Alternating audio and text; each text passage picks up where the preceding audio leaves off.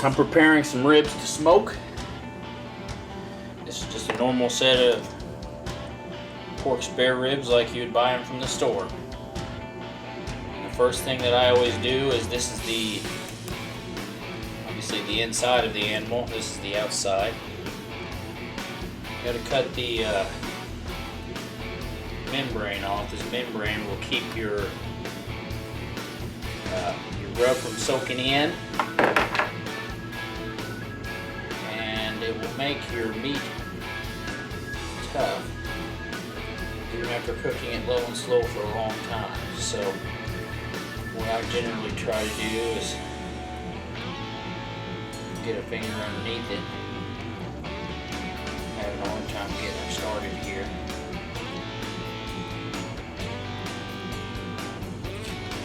There we go.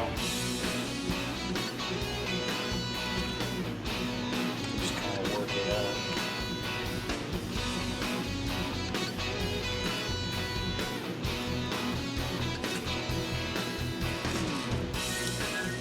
Okay.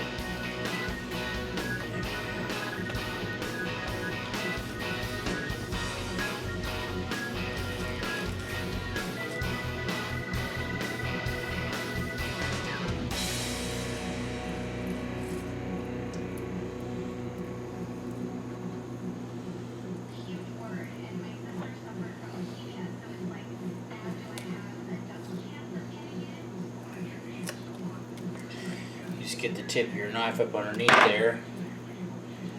You can generally get it started.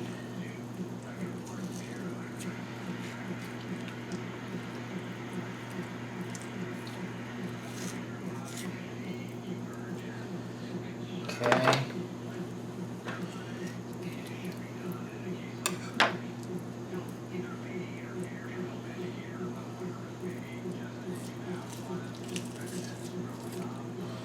There we go.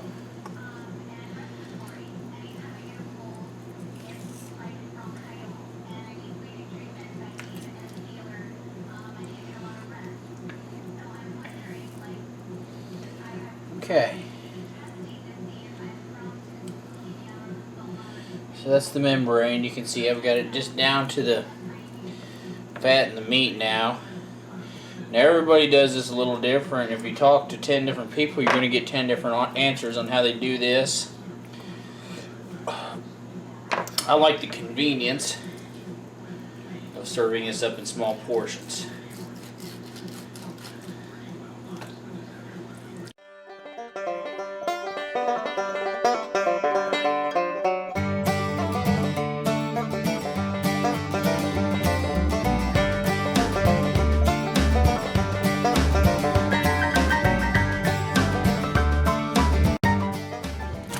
Okay,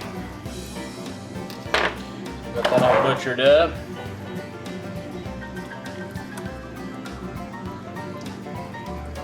There we go. Now, next step.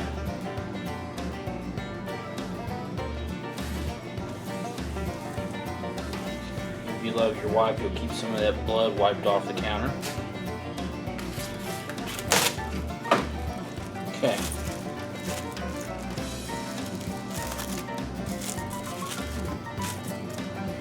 Take a chunk of meat.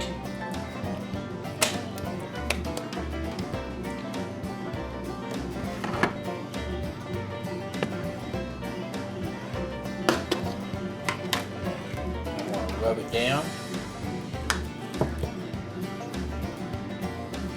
And I'm not going to be conservative with my rub.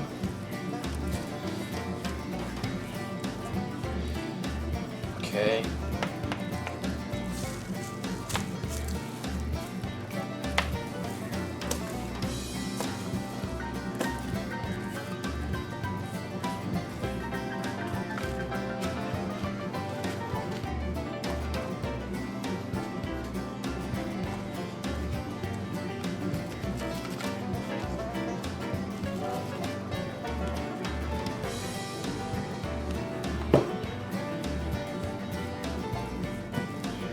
Okay, so we've got it rubbed up.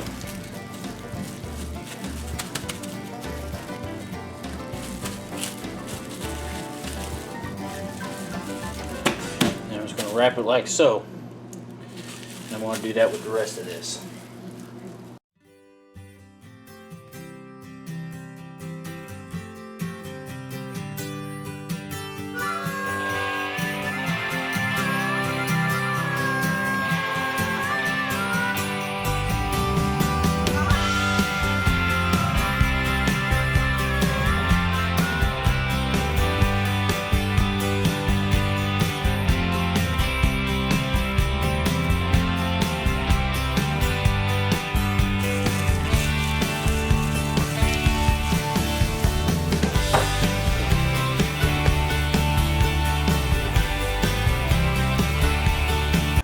Okay, so that's rubbed and wrapped up. And it's going to go in the fridge overnight, and I'll start smoking it in the morning.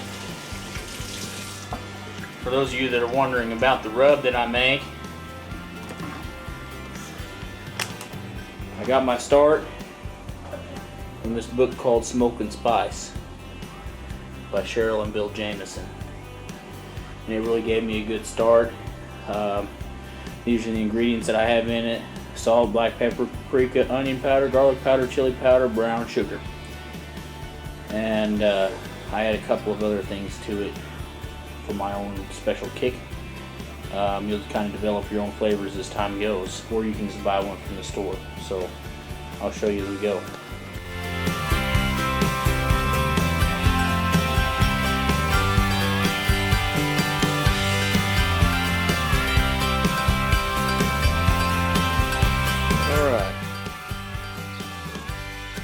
Here I am, I've got my smoker fired up. This is propane.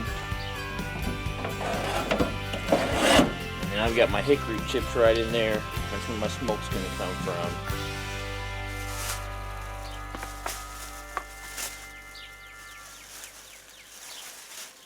Now it's time to start throwing these suckers on there.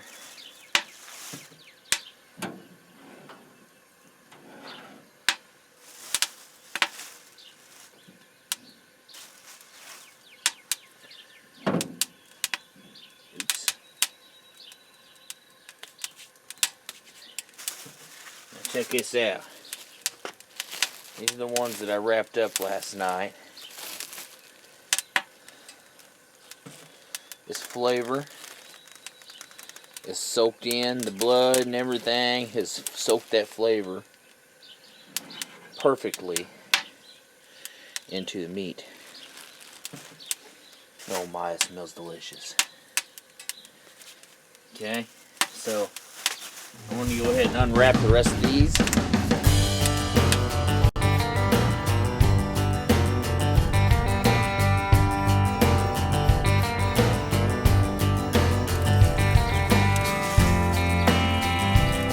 Okay. Now what I'm going to do,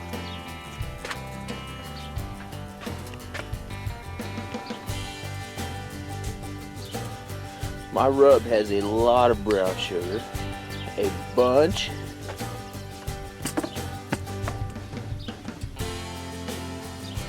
So I need my temperature to get up to about 220.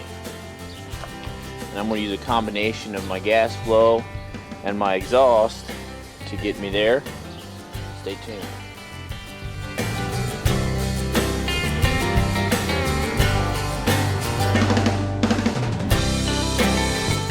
So here we are. I've got 200. Anywhere between 200 and 230 is a good temperature to cook at. I like it on the low side. And now I just have to watch this thing and maintain it and get it dialed in to stay here, to where I don't have to keep coming back and checking it all the time. So I'm going to focus on maintaining this temperature somewhere around, I don't know, 3 hours or so. I'm going to put a mop on these ribs just to add a little extra flavor and juiciness. And other than that, that's it. And I'll add more wood chips about roughly every hour or so until they're done, just to keep the smoke flavor.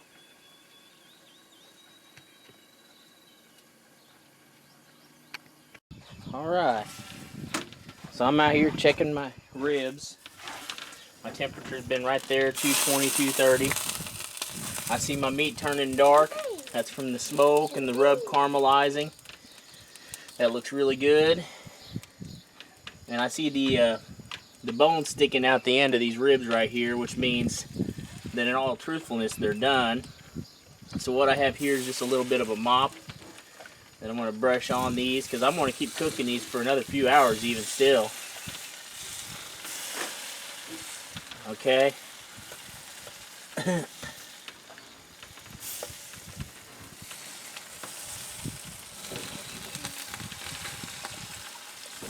And this mop is nothing more than some honey, some I've got honey, vinegar, and some of my rub. Okay, I'm just gonna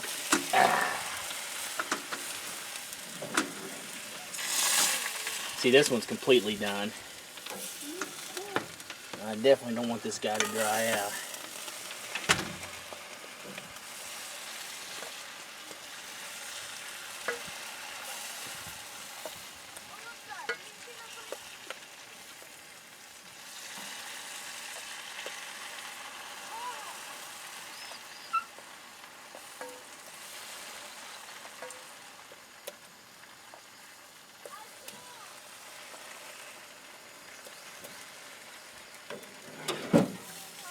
It's a thing of beauty.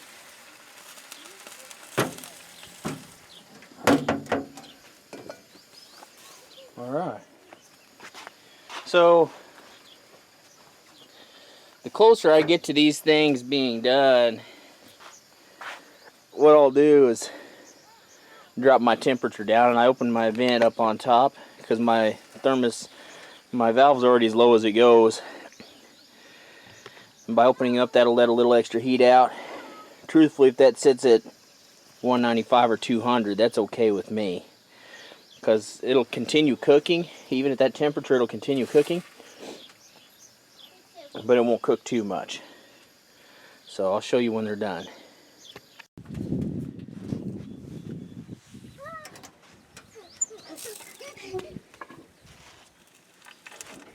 Alright, so these ribs have been cooking for 6 hours.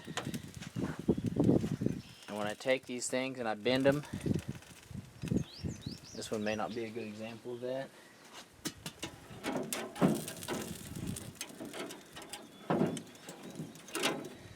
I'll take this thick meaty one here,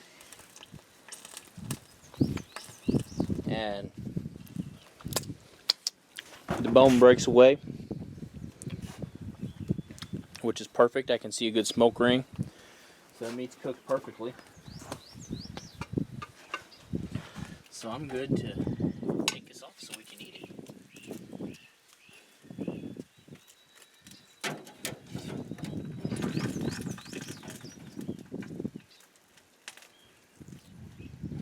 Daddy, you cooked a lot out today.